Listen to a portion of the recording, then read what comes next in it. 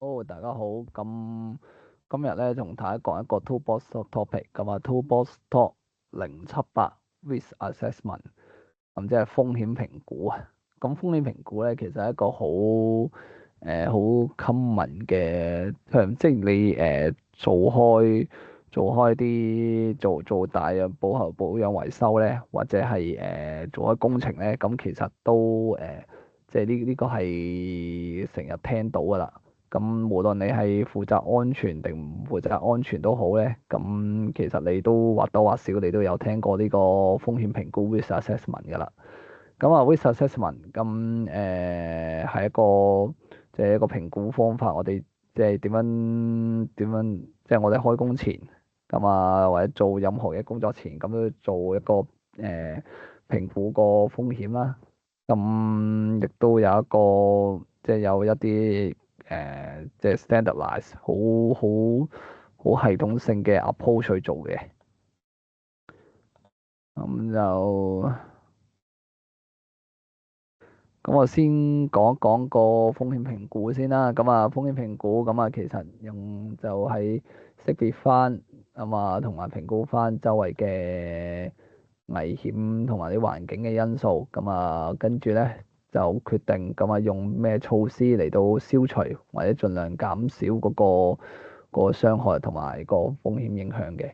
咁成個安全系統入面咧，咁其實第一樣嘢即係第一個 step，即係點樣去減，即係點樣可以令到個工作更加安全咧？咁第一步永遠都係消除嗰個危險㗎啦。咁風險評估咧，亦都可以即係你知道有咩風險，咁最好就係睇下可唔可以消除咗佢。咁唔得嘅話咧，就叫減少佢嗰個影響嘅。咁啊，盡量緩解翻嗰個風險啦。咁啊，令到無論做嘢嗰個人，咁佢嗰個危險降低啦，亦都係令到客戶滿意嘅。咁啊，所以我哋咧就要係開工前都要做個風險評估啦。咁啊，遵守即係做完風險評估。咁啊，要遵守特定嗰個控制措施啦，即係你有灰塵產生嘅，咁你就要攞個吸塵機，即係控制措施就要攞吸塵機一路吸啲塵啦。咁啊，當有啲不可預見嘅危險啊，或者係有啲咩風險嗰陣時，咁啊報告翻啦。咁啊，亦都係要停低落嚟思考咧。咁呢度有個叫動態風險評估嘅，咁呢個叫 dynamic risk assessment。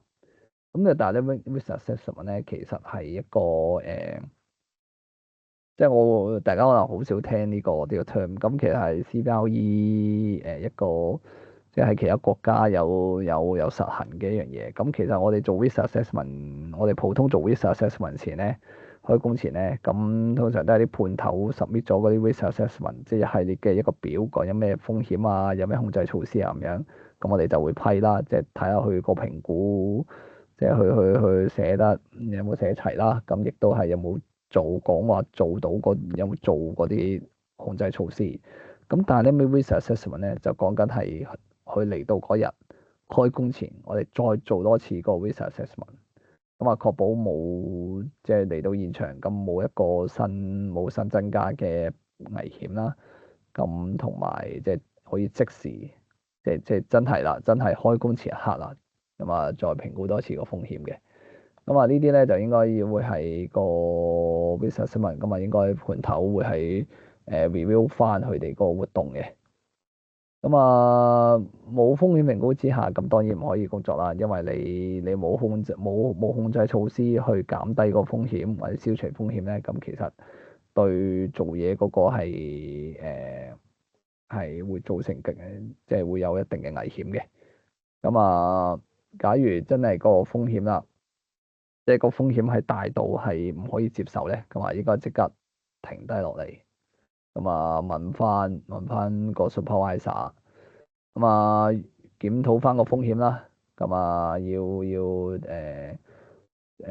檢討下風險，咁評估翻使唔使繼續啦。咁啊即係除咗即係除咗即係風險評估，即係唔即係望，即係除咗話係即係對個工作影響嘅，即係最重要嘅其實都係講緊人咧。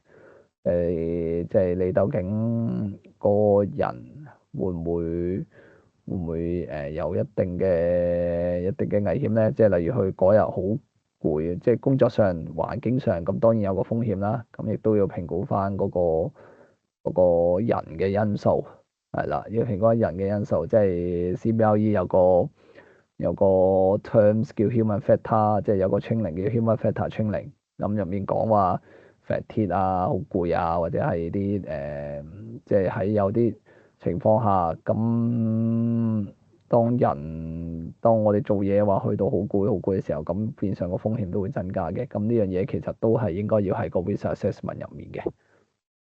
咁啊，講咗咁耐，咁其實都俾大家睇下個 risk assessment 大約咩嘅 format 啦。咁啊，GS 有自己特定嘅 template，咁呢個就係Global Switch 用嘅 risk assessment form 啦。咁呢度咧你見到咁其實所有 risk assessment 都係㗎啦。咁啊，第一個即係佢主要有兩個嗰啲兩個嘅考慮啊。sorry 啊，等多一陣啊。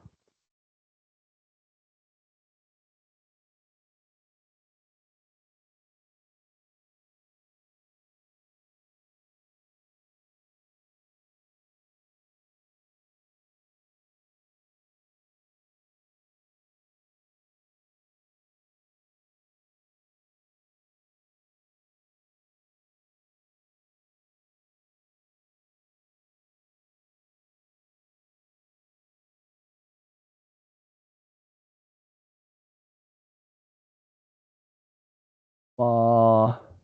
所以咁講翻呢個 risk assessment 啦，咁啊其實Global Search 嘅 risk assessment 咧，咁呢度你見到咧，咁都係填翻啲基本資料啦，咁跟住就講翻有啲咩嘅 hazard，有啲乜嘢嘅 risk，咁例如咩咧？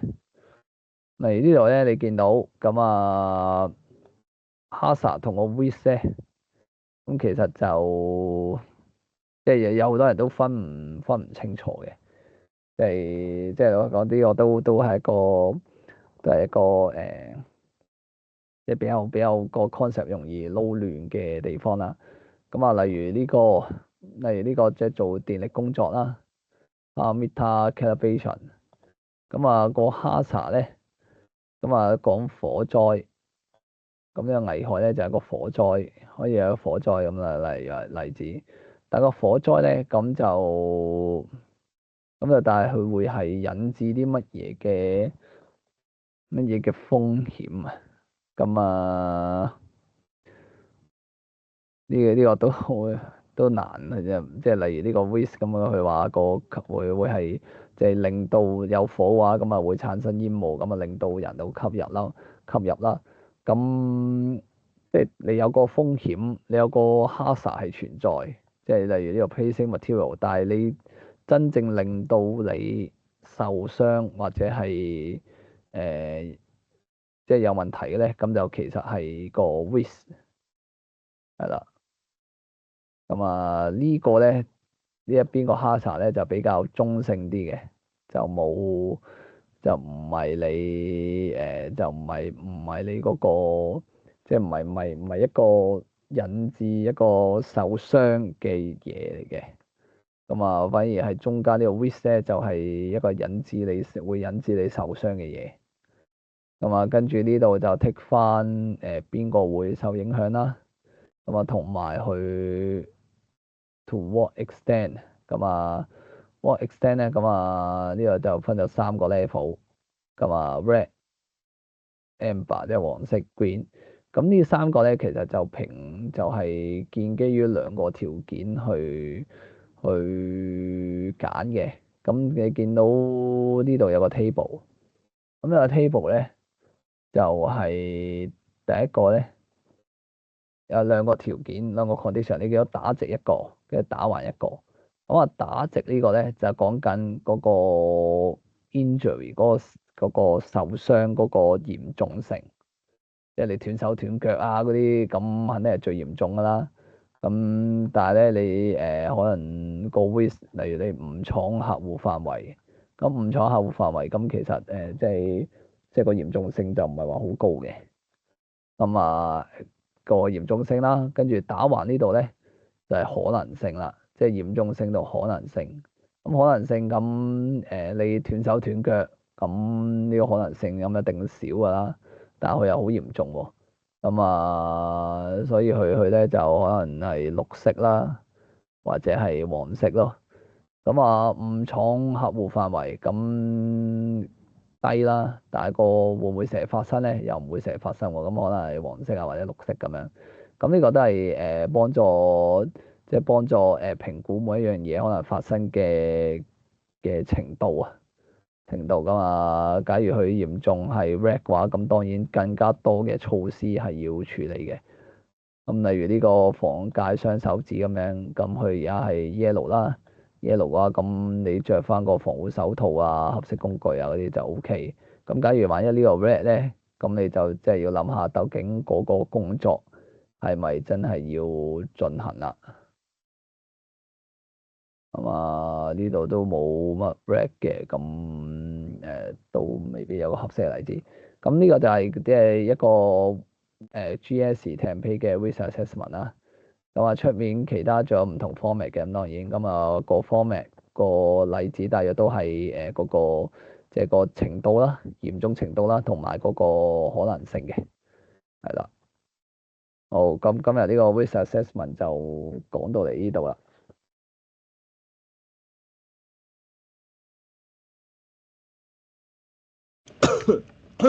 哇！真係〜